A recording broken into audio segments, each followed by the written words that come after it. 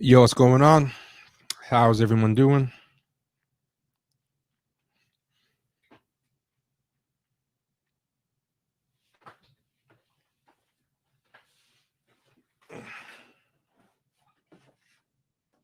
There's a little bit of glare there.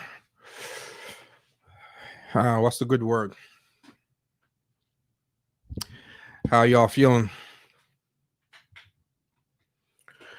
What's up? So, first things first, comment, like, subscribe. Comment, like, subscribe. That's always good. We're doing something new this time. We're doing Periscope slash Twitter. So, we are in three places for once. We've never done this before. We have Facebook, we have Twitch for people who have for people who prefer Twitch, that's where you go. Subscribe to us on Twitch anyway. It helps our numbers. You know, no matter where you watch it, be subscribed everywhere. Or we're on Twitter, twitter.com/champagne sharks. That's the Twitter account. Yeah, so yeah, we're all over the place today. So let's see what happens. But this address right here is where you go for Twitch. And like, comment, share, subscribe. I keep forgetting. I can't just keep moving back and forth. Like, comment, share, subscribe. Um, Definitely do that. If you're not a patron, go to patreon.com/champagne sharks. Check this out, man. We have an extra tier. We're going to add some extra tiers. We have two more coming, two more extra tiers, right? And this is how the extra tiers are going to work. Well, a lot of people are asking if they could donate more, and some people were like, "Oh, really like the show. Want to give you guys more support. Can we some more? Can we donate more money?" And we're like, "Yeah, by all means, do." But what was happening is, if you donated more to Patreon than the pre-selected tier, it was not giving you access to all the perks. So we created a special $10 tier at patreon.com. So normally it's $5 a month. You get access to the back episodes, the brand new episodes. You get access to so you get access to like 200 back episodes, two episodes a week instead of one. You get access to the voice and chat Discord server. You get the newsletter. We've been doing the newsletter, and you also get the show notes, which we are going to catch up on. I promise you, I'm doing them all this weekend, hopefully. But well, not all. I physically can't do them all. Way behind. But the episodes that need show notes, especially the Ishmael Reed one, that's the one that I think people really want to see the reading list on. So become a patron. You get all of that. Patreon.com/champagne sharks. If you're already a patron and you're one of the people that really likes all the work we do and wants to give us extra and wants to donate $10 a month, by all means do. We're gonna have some extra perks coming, but yeah, yeah. Mm. Yeah, I wear black shirts all the time when I'm home, and I figured let me switch things up. Hey Bosch, how's it going? Bosch is real life peeps. How you doing? Tron 6, how you feeling? Mem tapes. Not really much on the agenda. Gonna try to keep this short. Oh, Bosch is already gone. Thanks for passing through. Hey Dan the man, why is there an anti-black male bias on Twitter by certain new blacks? We talk about that so much, man. I feel like we'd be repetitive. Just listen to the podcast, watch the old episodes. We've like broken it down like a million different ways. But yeah, Outlook, how you doing? K Cot Loft the Light, how you feeling? Hey Jamal S, what's going on? Yeah, so we're doing Periscope this time. And yeah, David Gonzalez, how you feeling? Yeah, man. So Michael Brooks has passed. It's mind blowing, man. That guy was. I'll say something about Michael Brooks, man. That guy was a real hustler, and I say that in the most complimentary way. like I'm not really always that great at the self marketing or whatever, or putting myself out there. And one thing I really liked about Michael, there's a lot of smart people out there. He was very, very smart, um, very intelligent, very intellectually curious. But there's people out there like that also. But one thing I liked about him was, and I think especially in America, in left spaces in general, this is kind of thing where this is an American thing in general to me. I think people don't like to look like they're uh trying. You're supposed to just act like everything just comes um easily. And one thing I liked about Michael Brooks was he had a lot of hustle to him, but not in a way that ever made him compromise his values. He believed in everything. Hey Michael, how's it going? Michael R. Jackson, Pulitzer Prize winning playwright, just instantly raised the cachet of this chat. This chat is not extra civilized now. It's now a highbrow chat with the presence of Michael R. Jackson. How you doing, brother? Yeah, but one thing I like, man, he was he was a hustler, man, and in a way that I really admire, while never compromising principles, while very true to what he believed. And he was like a hustler with purpose. Like, he wanted to get his ideas out there. He wanted to really affect change. He didn't want to like just make money or be well known. He was hustling with a purpose. Like, and I think, like, sometimes particularly in a lot of like these left spaces, or just in American woke spaces in general, there's like one or two things. Either it's bad to be ambitious, or it's a world where you're okay to be ambitious, but the ambitiousness involves being a grifter. And I like that he was a principled hustler, you know what I mean? And I tried really to put myself out there. Like, he gave me a lot of advice about marketing the podcast, how to improve it, gave me tips on setting up a Discord, and a lot of stuff. Yeah, RIP Mike too, man. Big Mike. Yo, Big Mike, right? I unlocked an episode of Champagne Sharks. I got to put it on the free stream, but it's on the Patreon. Um, I unlocked an episode, which I think was the last episode Mike did. I could be wrong, but it's the last episode that Big Mike did. Just happened to be an episode Michael Brooks. I think it might have been even the last one I did with Michael Brooks, which is long overdue to do another one with him. Um, but it's kind of crazy that the last episode that I think I did with Michael Brooks was also the last episode I did with Mike. And that episode is like probably our funniest episode, but it's the hardest one for me to re-listen to, because two out of three of us are gone, you know? So someone said there was at least one more. Okay.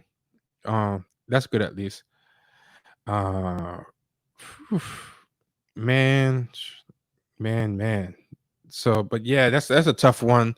That's a really bittersweet one to listen to, because it's one of our favorite, and we're like laughing there like crazy, you know. Um, yeah, but Michael was good people, man, and I called into Majority Report to say, and this is a lesson, man. I keep learning and I keep forgetting it, man. That's like, don't take for granted you have time to catch up or do things with people, man. Don't ever take that for granted. You never know, because um we kept putting off hanging out. He lived like super close to me. He lived like a couple of blocks from me, like really close. And we should have hung out more, but we didn't. And a lot of times we make plans to, and one out of three times we end up making it. Something would always end up happening, or he was working on something. We had to catch up on reading for a guest, and then boom, the quarantine happened. So, there was no getting together. Then Then there was what was the last thing? Oh yeah, then since we weren't getting together during quarantine, that wasn't happening. We were texting and stuff, and the last thing I said was, let's do a show. It was around the time that Bernie backed out, and we said, oh, let's do an episode. We'll talk about where does left media go from here. Where does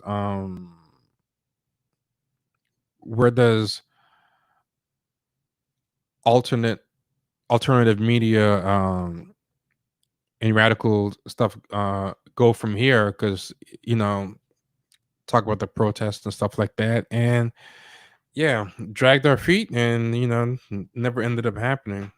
But yeah. I mean, and this is something true, man. Like I forget exactly what it was with reparations. I forget if he was against it or if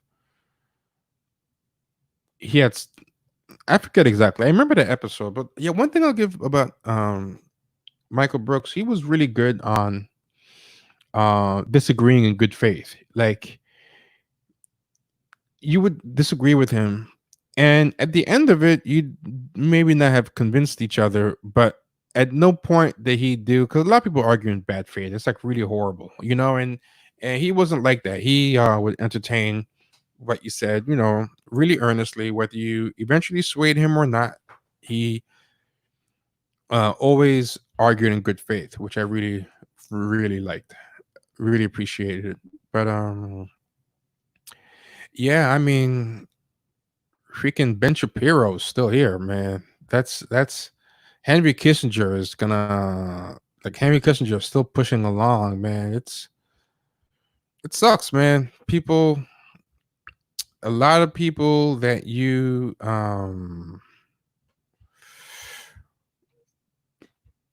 would not mind seeing go in his place are just chugging along, you know.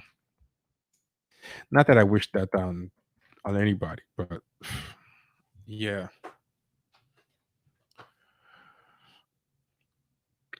Yeah, man, but yeah, he definitely yeah, Bolsonaro got freaking COVID twice. That dude still came back like blow. What up? He's still hanging out, man. Yeah, man, and he was also good at we also were good at introducing each other to guests. Like I introduced him to Glenn Greenwald, and he and Glenn Greenwald hit it off. I think he ended up having Glenn Greenwald on more than I ever did, and also like he put me together with Bill Fletcher and Milton Alamati, and we used to have a good exchange like that. I wish I had been on more recently, but you live and you learn. What do you think? What do I think about Ben Shapiro? He's a piece of garbage, man. Basically, um, that guy is that guy just talks fast. That's all he does. He's like not really that smart. He just talks really fast, and then he just blows past any inconvenient like contradictions or whatever, and he picks his targets well. But I mean, the problem with Ben Shapiro is bad points, bad faith points don't really need a lot of nuance, but good faith points do. So that's why I always think debating is overrated anyway. You know, um, yeah. So I always hate when people talk about debate. Like the right loves debates because all they gotta do is bring up like, what about black on black crime or here's a crime stats. Like debates don't really work that well for nuance. And I always feel like leftists and liberals who engage in too much debate, even to make good points, even to win them, they usually have to win them in a way that's not really enhancing the dialogue anyway. Like I'm very kind of split on them. They're more entertainment to me in general. I mean, people are enamored with Ben Shapiro because they agree with what he says basically. Yeah. What is the Gish Gallop? I heard of that. Let me look that up. Gish Gallop is a technique used during debating that focuses on overwhelming an opponent with as many arguments as possible without regard for accuracy or strength of the arguments. Yes, that's exactly what he does. He just talks really fast and he does a Gish Gallop. Tucker Carlson does that too. Tucker Carlson, I've noticed he does three things: Gish Gallop, then change the topic. When someone says something inconvenient, he goes, "Yeah, yeah." This is what Tucker Carlson does. He does a Gish Gallop, then if you say something inconvenient, he too insults you, tries to get you focused on the insult, and then moves on after the insult. It goes, "Yeah, that's utterly ridiculous. That's the stupidest thing I heard all day," and then move on. But anyway, what about this? You know? Oh, and then the fourth thing that Tucker Carlson does is he tries to do research like a battle rapper. You know, battle rappers now, they're like, do your Carfax, do your credit report, come up with all this extra information that has nothing to even do with who can rap better. You know? Yeah, but actually,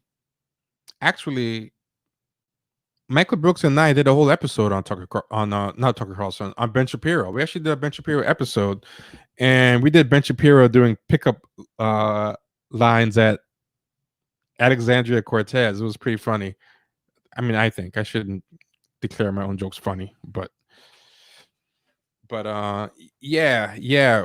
Um, because he's clearly like turned on by AOC, like most of those conservatives are, and they have this weird kind of cognitive dissonance where they can't handle like being turned on by AOC while also hating her. You know, like I'm sure they must have some of the most depraved AOC like um sex fantasies. But yeah, so Michael and I had this episode of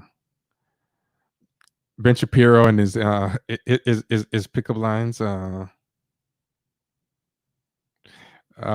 was one of them I said? It was like, hey there. Looks like you dropped something. Looks like debate. Let's pick it up. You know, and yeah, he's horrible. That guy's the worst. But yeah, I'm surprised there has not been. I mean, maybe there has been. I mean, I don't look for it, but I'm surprised if there hasn't been that there hasn't been like an AOC stand-in porn like they've done for Sarah Palin when she came out. You know, like it has some AOC look-alike. You know, and she's having like sex with Republicans. Like I feel like that's something that those weirdos were really going for. Yeah, yeah. That was. Yeah. Anyway, what's going on? What's going on?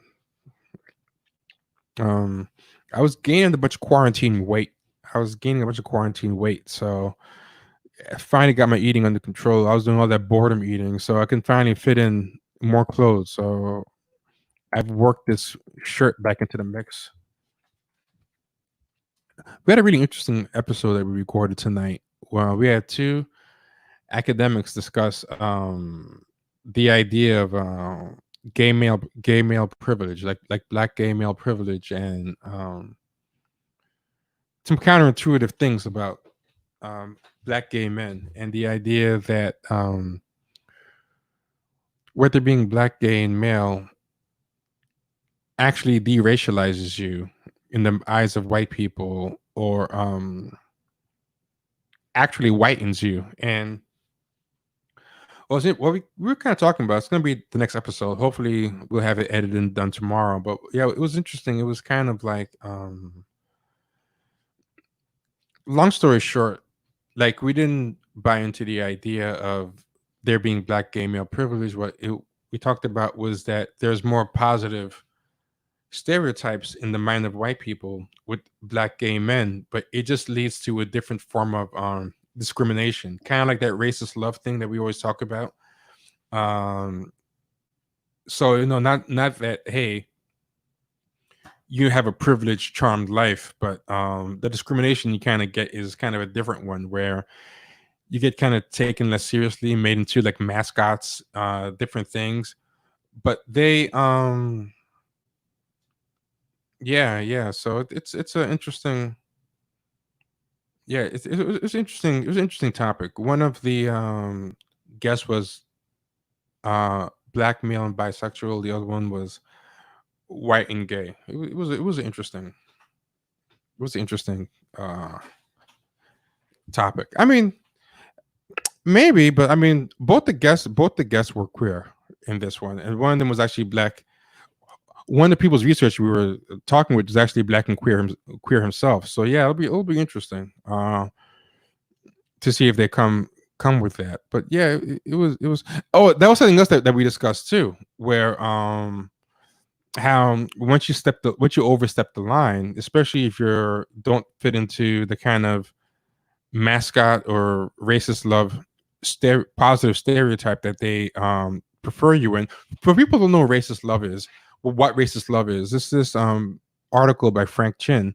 You can find it online. It's public domain, I think, but where it says how for every negative racist stereotype, there's a positive racist stereotype, and both of them are kind of a trap.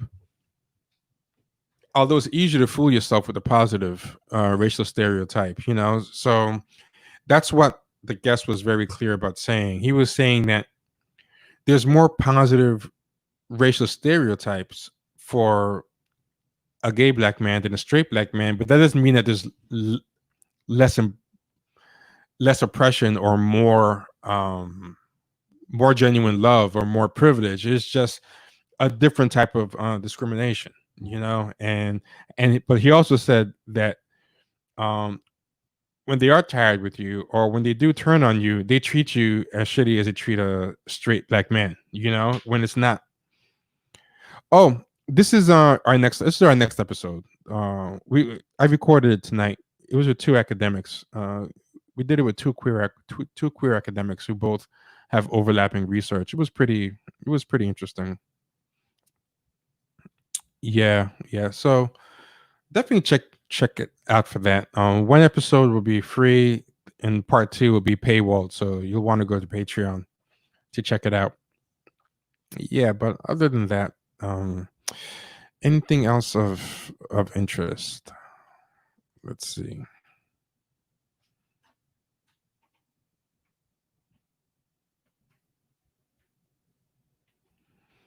If anybody is tweeting at me, I'm looking at the screen, so I can't talk too much. It's I would say Michael Brooks was probably. Let's go say something real quick. I mean, I said a lot in the last newsletter that I sent out to patrons, and I said a lot on the Sam Cedar show, so I don't want to just keep going over it again. But yeah, I'll say one thing about Michael Brooks. He was definitely somebody that was a lift all boats type of guy. And what I mean by that is he was somebody that always tried to lift people along with him. Wasn't one of those backbiters, one of those competitive people who viewed other people as a threat or things like that. He was a person that what I will say about him is he was as cool with people below him as he was with people above him. There's some people who they only want to climb and kiss the ass of people above them, but they don't want to help people below them. Some people are the opposite. Some people are threatened by people who are above them, and just like being with people below them to power trip, and he was as equally comfortable with people below him as he was above him. Like he was comfortable, like aiming aiming above and trying to raise his platform there, but he's also lift all boats. Like he wanted to anybody he thought was interesting, smart, had something good to say, even if he didn't fully agree with it. He always wanted to lift people up with him. But what I liked about him was that his relationships, both directions, were not toxic. He was not reaching out to people below them, to form like a cult of personality or power trip or boost his own ego. He genuinely wanted to help and do good discourse, and he wasn't reaching people above him as a climber or somebody who was a grifter. You know what I mean? And I really, really appreciated that about him. Like I said, like he was ambitious with integrity, which is I think pretty good. Like someone said, it's a rare trait. Yeah, Kanye said dinner with Jay-Z is overrated. Yeah, yeah, I'm telling you, man. Maybe Kanye is a secret Sharks listener. We've been saying that forever. We're making fun of the people who want to have dinner with Kanye, have dinner with Jay Z. Kanye said, I had dinner with the Jay Z. It's overrated." Oh, Kanye. Who knows? Who knows? Um, yeah. So what's interesting to talk about today? Um, Chance the Rapper, man. Last time we talked about Chance the Rapper, I forgot to bring up this one. I thought this was funny. I think I didn't bring this up, but remember when Chance the Rapper was starting to like do the intersectional talking points and stuff to get props and stuff, and I forgot he had done this. Do y'all remember this? I didn't value. Is there sound? Tell me if there's sound, or if it needs to be higher. Maybe I didn't care because I didn't value the accusers' stories, like because they were black women. Because, like, you know, maybe I didn't care because I didn't value the accusers' stories, like because they were black women. Because, like, you know, And like, what I find interesting about that was so he had done this whole thread about how black men mistreat black women, we don't value them and all this stuff. And meanwhile, on the R. Kelly special, but for context, he was on the R. Kelly special, Surviving R. Kelly, whatever it was called, talking about how they asked him, why did you do a song with R. Kelly? And he was like, and this is the problem, right? He was talking to Jamila Lemieux. And I think that Jamila Lemieux was trying to offer her services as an intersectional fixer, like an intersectional Olivia Pope. She was, well, but she's a BMAT. She's one of those black men of trash people, And when you go on Twitter and stuff, and especially when you're in an echo chamber, she has an intersectional echo chamber. She blocks a lot of people, probably. She's used to either telling like people to shut up as Ashley Hoteps, or she's used to having a bunch of other black men of trash types like cheer everything that she says. So you have a lot of simps on Twitter, like that goes far, like saying, "Hey, hey guys, I'm trash. Love me, gotta love me. Black men are trash, and I'm trash too.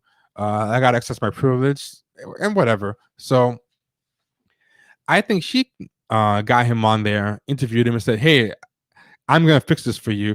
This is what you say, because this works great on Twitter.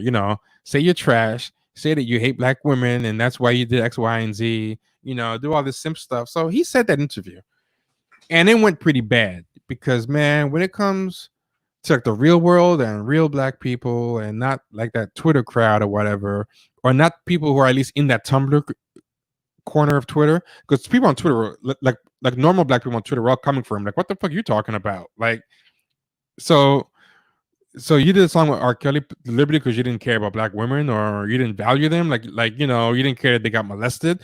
Like, it went really bad for him. It went really bad, and I think it probably went bad off Twitter too, because that thing was seen by millions of people, like normal people. And Twitter's a world where black men live to destroy black women, and that's a totally fine thing to say, and you actually get a lot of respect and love on Twitter until they turn on you, because they always do, um for saying that. But in the real world, like, black men don't say stuff like that, or are comfortable accepting that from each other. Black women don't expect it from black men, like this idea that you're fine with bad things happening to black women because that's just what black men do. So yeah, Jamila Lemieux really led him astray in that one. She really walked him into a door unnecessarily, Yeah, so that thing really backfires. I think that's why he had to go back on Twitter and make it about everybody. He didn't want to suffer alone. So that's why I think he's been going back on Twitter talking about all black. He wants to make sure it's not just him going down. Like, like, dude, keep that to yourself. Like, speak for yourself. But he's got to make everybody look bad, and I think that's why he started doing those tweets that he was doing, because he's been tweeting stuff like this, and I think the reason why he's doubling down on this train, like, I think the best thing for him to do would just be say, hey, I misspoke. That wasn't why I did it, and I got bad advice. But instead he's like, fuck, I already dug that hole. The answer is to try to make every black guy as guilty as I am, so now I don't look so bad. It negates everything. So I think that's where this thing came from, where he was quoting people saying white women and black men have it both ways, it can act as oppressors, blah blah blah blah blah. So yeah, so I think in a previous episode I forgot to add that. I forgot to add that video. I think that video is very important context to where his power simping was coming from.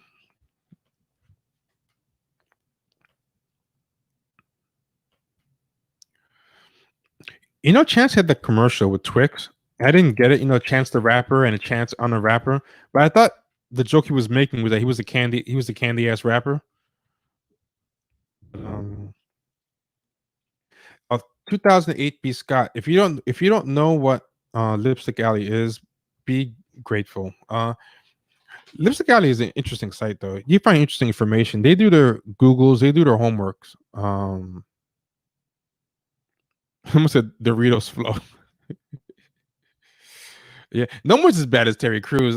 Chance the Rapper even distanced himself from Terry Crews. Terry Crews gave him like Chance the Rapper was championing Kanye of all people, and then Terry Crews came and agreed with him. He goes, "Hey, I'm not gonna go that far. I don't like even Terry Crews is a bridge too far for Chance the Rapper as far as embarrassing himself." Oh, this is what I forgot to talk about. This is check out our merchandise, man. We got merchandise now. This is a test run. We're gonna have more, but I just wanted to get it up and running. But yeah, we got merchandise now. Have y'all seen it? I don't know if y'all seen it. Like, I don't want to be a pest and like bother everybody with it, but yeah, we got a lot of cool stuff. I got let me see if I can show you this stuff. But yeah, we have a store on Redbubble, and we have mugs, we have shirts, stuff like that.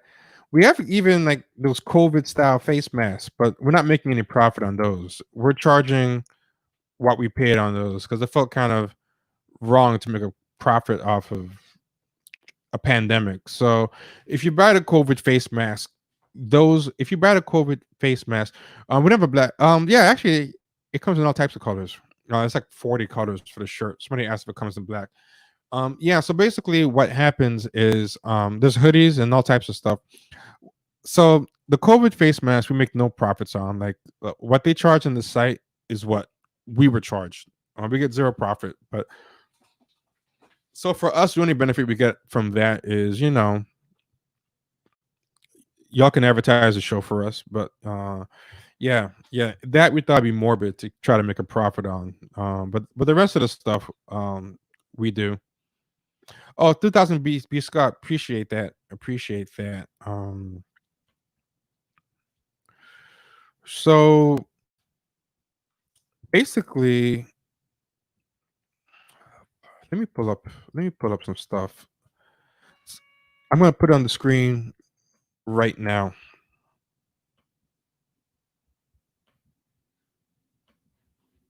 So this is the stuff. You get a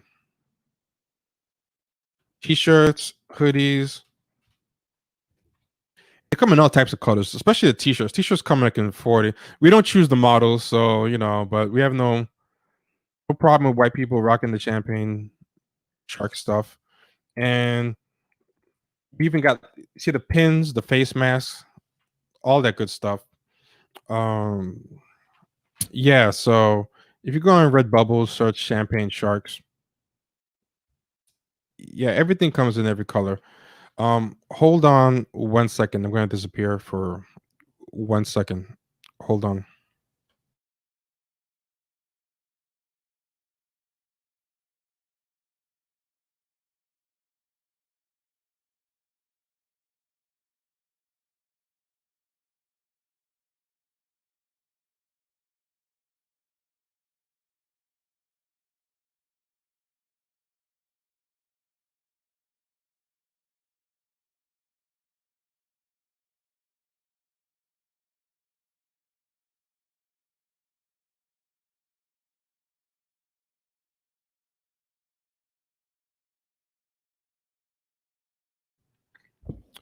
Okay, back. Yeah, yeah, yeah. Yeah, so yeah, this right here is a pin. Um I wanted to have certain colors I think look best with the logo, but Redbubble, unfortunately, or if they do, I don't know how to do it. Redbubble doesn't allow you to just isolate like certain colors. So what ends up happening, yeah, there's sticker. What ends up happening is you basically have like 40 colors, So I'm gonna leave it to y'all to make good choices. Don't mix the logo with some garish colors, you know what I'm saying?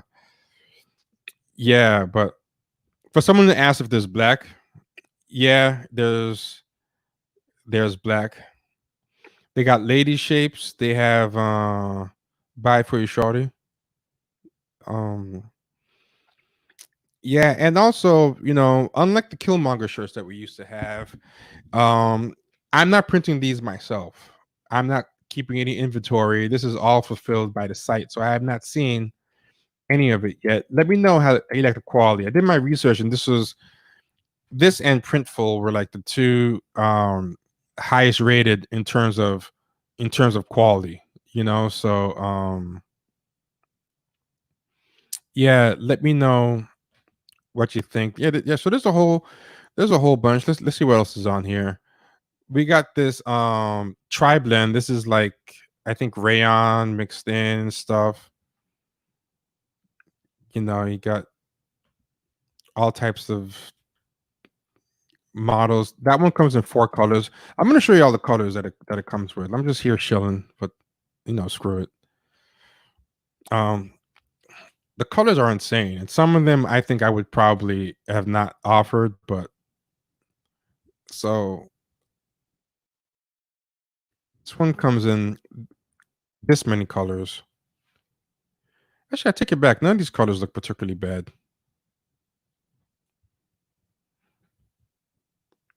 So you see the hoodies, and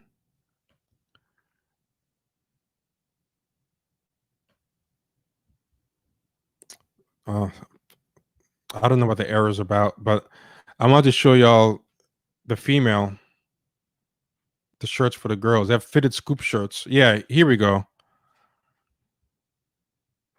Yeah, and we didn't choose the model, so don't accept excuses of being colorist or um excluding everybody. We have no Yeah, yeah, yeah. Unfortunately, man, this is they did not give us the chance. Oh, wait, wait, wait. Someone said Terry Hines in 2008 B. Scott. No, wait. Someone said the clowning, but I can't see. Oh, get Chad out of that shirt. Put a black dude in it. Yeah, you're right, man. At least the black girls have a couple, man. I don't think there's any black dudes on here. Am I wrong? Yeah. I was worried about the sisters being on here, but I didn't even notice that there's no. You're right. There is no. Is this a black dude? Let's see. I'm contributing to the erasure of black men right here. Let's see. Is this? Oh yeah. Here we go. He's a brother. His hairline is tight too. I give it to him. I thought for sure that'd be.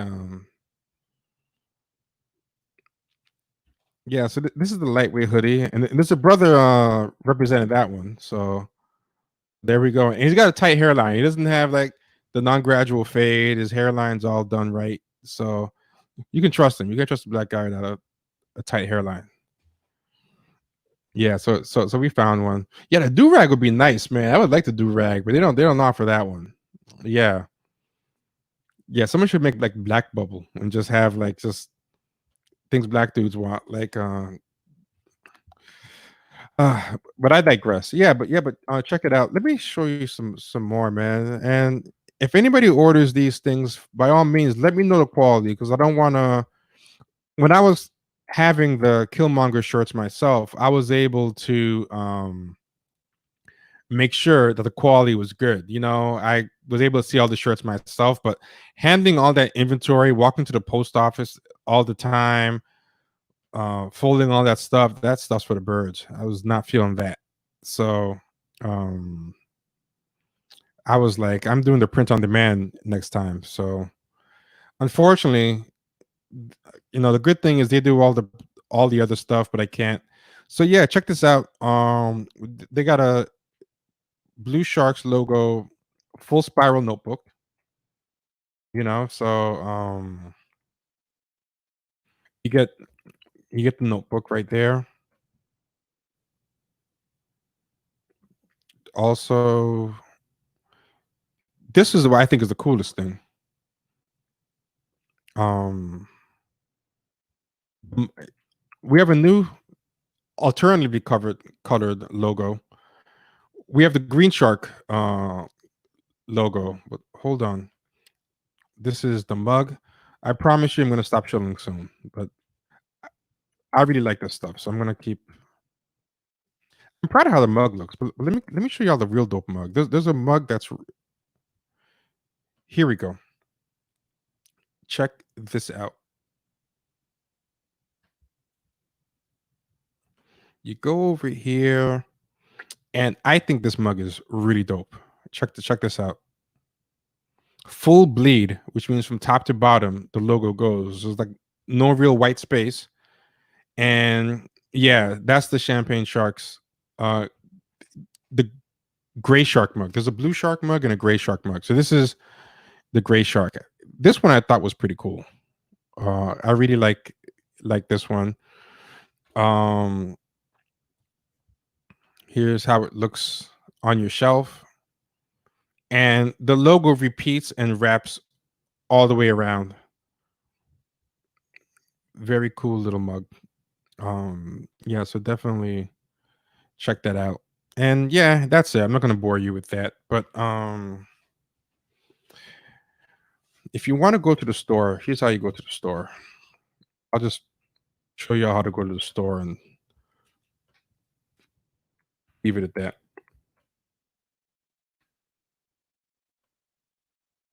But go to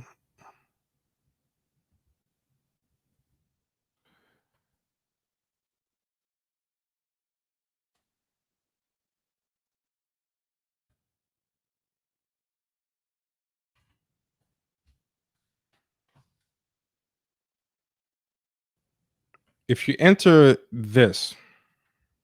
Yeah, fitted caps are coming, but that's gonna be from a different company. I don't think they had caps at this site. At least not that I saw. So there's another company that has sites. So yeah, that'll be coming. And then I think there's an option to make them embroidered, not just like screen printed. So the fitted caps are gonna be embroidered. I think that'll be the best. That'll be fun. So yeah, if you want to go to the shop, this is how you get there. And when you click, there's 3 designs on there. When you click a design, you get to see what products are for every design. So yeah, check that out if you want to check it out for sure. Yeah. So um, People talk about Insecure. I didn't watch the last season because I feel like that show. I watched like the first, just the 2 or 3. That show moves so little. For so many years, like I've never seen a show move so little. Like it's not much happens. Like that show, they have nothing to say, and that's my big problem with the show. I think craft wise, she's not that bad a writer. She's a decent writer. Her problem, she has nothing to say. Like she's a good documentarian. Like she's good at capturing that brunch black world. She's really good at capturing that brunch black world. And I give her that, but she's got no ideas.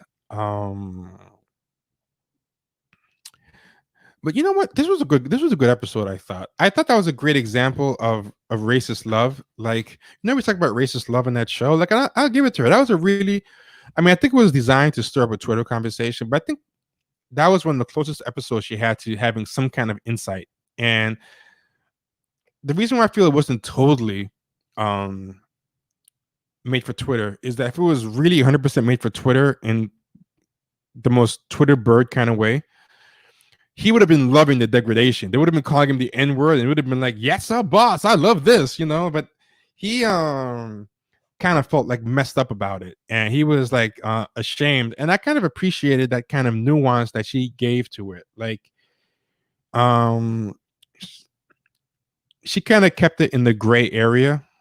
Like it was degrading, and it kind of registered to him as degrading, and I kind of like that. I felt like nowadays, the way Twitter is now, they would want to see him, because this is kind of weird thing in the Twitter "I hate black men" crowd, where for some reason they're the ones who do the most performative stuff, where they're the most in love with race play and slave play. But the popular thing to say is that straight black men are the ones obsessed with it. And I'm not going to lie and say that straight black men are exempt from ever doing race play and slave play. I think every group of black people probably has their representatives who engage or get off on that type of fetishism. But yeah, there's this weird kind of thing that happens on Twitter where this is, because you can say anything on Twitter and it's supposed to be true just because you said so. And I gave an example of this guy, Hood Queer, on Twitter, who was saying that about how much black, he was telling fake stories about overhearing straight roommates or people like engaging in like race play, like weird ass fake stories, which is what social media is all about. But yeah, it's like Insecure had a whole show within a show about race play and slave play. Like these blue checks tweet about it all day long, like the concept. Who made millions and got paid? Well, I don't know if he made millions, but who made like a grip of money and built his whole reputation selling that to the masses? So I just find like a weird thing that happens. But yeah, white man's whore Twitter. Yeah, there's a whole like wing of Twitter about calling themselves white man's whore. This is a very weird thing that somehow they've projected that thing onto black men. But I mean, Twitter is Twitter. It is what it is. Yeah. So anyway, help everybody feed their kids, help me pay off my loans, do all of it, and just support where you can, because we want to expand this. We really want to expand this, and I mean, if you've noticed, we've been putting more and more time into this. This is still not any of our full-time hustles, but we've kind of committed ourselves to kind of take it out of hobby level and at least treat it like a legitimate part-time hustle. You know what I'm saying? So right now, things that we get just go back toward the show and helping us expand it, and put us in a position to keep going. And one of the things that we're trying to do, and this is something that you guys would really help us with the donations. We're trying to create like a podcast network, and we want to start getting like 2 or 3 shows. We're working on doing a podcast network right now, right? So that's something that I would like to do, like help people who will be on our podcast network get equipment and things like that, get people set up, take care of our people, things like that. And like just pay people in general, you know. So that's kind of what we're really aiming for right now, because I would like to even have like a podcast network where there's different days for different streams or podcasts. Like if you notice now, we've been doing our best to make the podcast come out on Fridays, you know, rather than just do Resistance Noir is a podcast network you should check out. That's Andre's podcast network. Um, the podcast network was Kenny's idea. I can't take credit for it. But if you notice, Kenny brought Vita on, you know, and Vita was a big hit. People love Vita, and yeah, Kenny's been like finding more and more people he wants to put on. And I said, hey, by all means, go for it. But definitely check out Resistance Noir over on Twitch and wherever you can find podcasts too. Mtume is doing stuff there too. Yeah, but a big thing we're trying to do is like put on some more black women voices. Like Rita is a good start, but I'd like some more black women, and also if we get some black queer people on there too. I think that would be great. Like, but people don't kind of just say the same thing that you see over and over on Twitter. You know what I'm saying? Yeah, yeah. Like I want to show people because I feel like right now there's just a narrow range of what you can be and be a black woman or be a black queer person, you know. There's like such a narrow lane that they want you to have, and I feel like there's a lot of fans of the show that we have that are black and queer and black women. The one thing that's interesting is a lot of non-black people always say, oh, black queer people or black women must hate the show, and I'm like, I get what you would think that, because if you look at Twitter or look at media, you would think all black women or all black people queer, all black queer people think the same way. But I'm like, you'd be surprised how many people like don't rock with the monolithic voice that they have. Um, Atlanta's not bad, but I like Atlanta, but something about Donald Glover is kind of getting on my nerves lately, and so far it hasn't affected the quality of the show. But I don't know. Something about Donald Glover. I'm getting a funny feeling about him. I'm not sure what it is yet.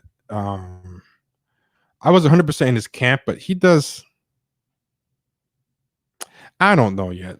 I'll see. I still like him. I still like him, but I'm hoping he doesn't go funny style soon and do something. Yeah, I definitely take him over Chance. Chances. Hey, Void 912, how you feeling, man? How you feeling? What else is going on? This has mostly been an announcement episode. I feel like I deserve to give you guys some entertainment. What? All I'm doing is just doing announcements and stuff. What can we do? Uh,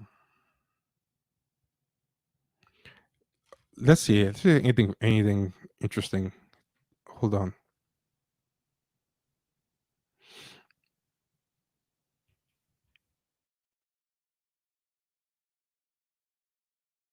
Oh, no, that's tired. I don't want to talk about that. I have some notes of stuff I want to talk about, but it's like I don't want to talk about it anymore. Oh, here's some cool stuff, right? I'm gonna talk about like some of the weird stuff that's been happening in recent. This been and I'm gonna talk about the job fair, turning everything into a job fair. There has been so much job fair stuff going on as far as social justice, where everything is about turning things into a job fair. So I want to give some of my best recent examples of turning everything into a job fair. Hold on.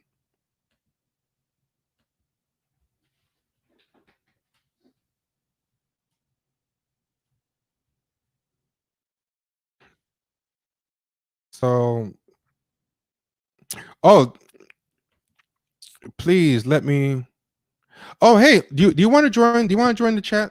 Um, Andre, if you want to join the stream, you can. But if you want to just leave it in the chat, by all means, you can do that. You can do that as well. But yeah, here we go.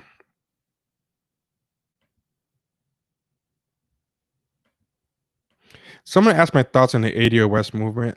I don't want to weigh in on it too much because it's not really my lane. You know what I'm saying? Like, I'm sure people are trying to co-opt it because anything that gets traction, they co-opt. That's all people do now. Everything is co-opting.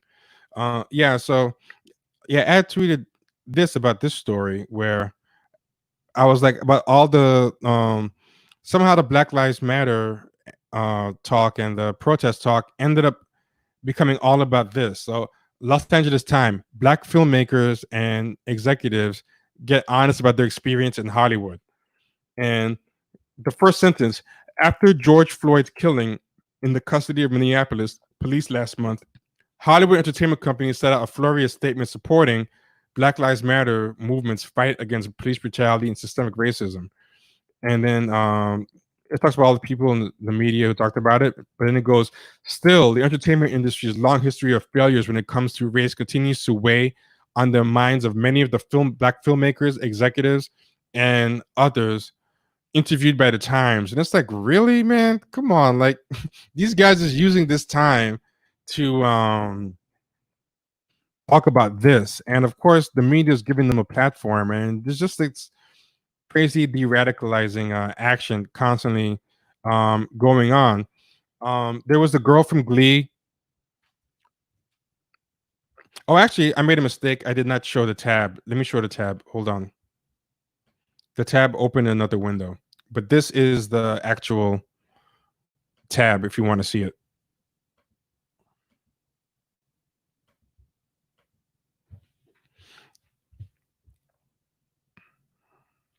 Damn it, still the wrong one. Hold on. This one is the right one. But if you want to look for the article yourself, it's Los Angeles Times, black filmmakers and executives get honest about their experience in Hollywood. That was the one that I was sharing. And you see all the pictures here, Ava DuVernay, a bunch of people who I don't recognize, Lena Waithe, and some other people, a lot of black creatives, Cynthia Erivo. Yeah, and they're all talking about. Here's the names. Filmmakers and entertainment. This is the caption: filmmakers and entertainment industry professionals interviewed about George Floyd, race, in Hollywood. And like, first off, why are those three in the same sentence? They're interviewed about George Floyd, race, and Hollywood. What does George Floyd have to do with Hollywood? Like just because both things are about race doesn't mean they belong in the same sentence together. You guys know what I'm trying to say? Um, Oh wait, Andre gave a Twitter link, but I cannot see the link. Um, hold on. See if I can get that link going. Oh, I know how to get the link. Hold on.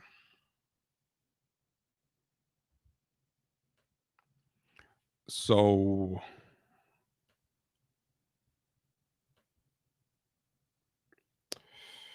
can I get the link? Where's the link?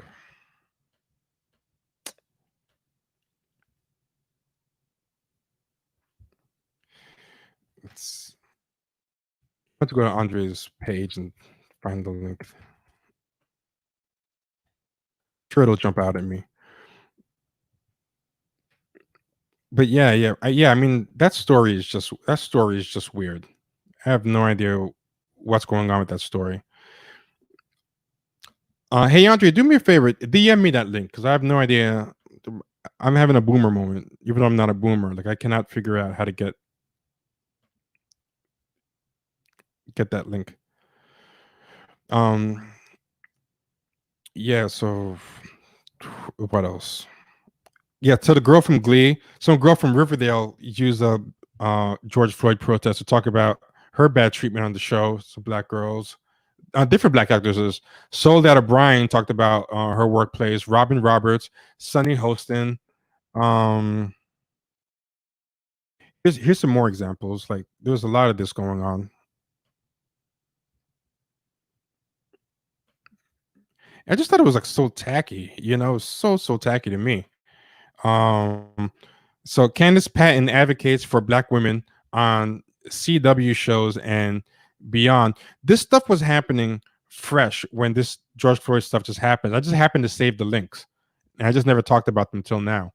But yeah, Candace Patton advocates for Black women on CW shows and beyond.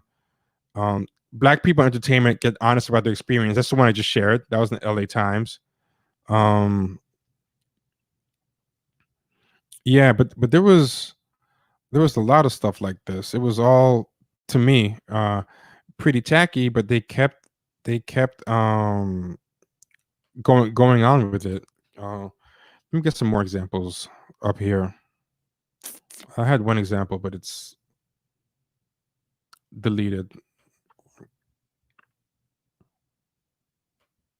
I talked about the share the mic now thing, which was funny, where they just basically got white influencers to give black influencers control of their accounts for a day.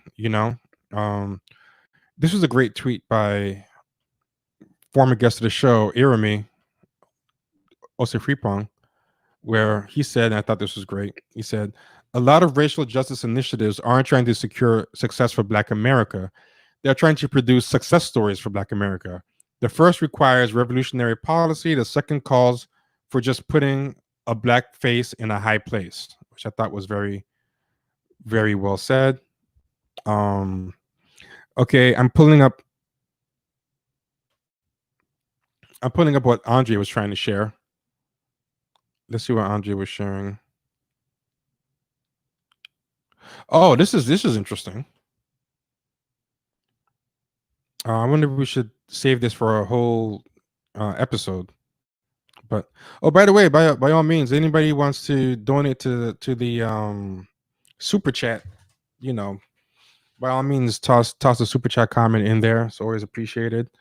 Helps us get our ring lights and our mics and other equipment, especially now that we're a growing family. We're gonna have Baby Sharks podcast coming in, so yeah, always appreciated. But yeah, Andre says, okay, I'm going through Black North California's board of directors, an organization purporting to be an NAACP created in 47 days and composed almost entirely of CEOs. And you see if you can spot the problems. Oh man.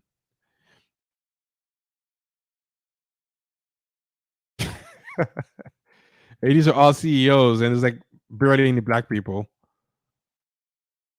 Oh, professor of pediatrics and chief of infectious diseases. Oh yeah. I mean, it's a lot like the early American NAACP. There's hardly any black people on it. So yeah, I guess it's really in that early NAACP tradition, especially in the upper echelons. Oh man, this stuff, I'm about to throw up. Uh, 47 days, all CEOs. Oh, that was an unintended pun. I wasn't trying to do the baby sharks thing. Yeah. Oh no, no, talking about the podcast family, Andre, not that guy. Uh yeah. But yeah, man. But not staying on too late. Just wanted to say what's up, say hello, pop in, make some announcements. We'll probably be back on for a longer time soon. So anyway, y'all, um, thanks for joining us. This is a short one tonight. And also, yeah, go to patreon.com/champagne sharks. Check out the merch shop. Check out Resistance Noir, Andre's podcast network. That's already up and running. And yeah, comment, like, subscribe, all that good stuff. And yeah, everybody be good. Thanks for coming out. I'm about to eat a burger. Peace.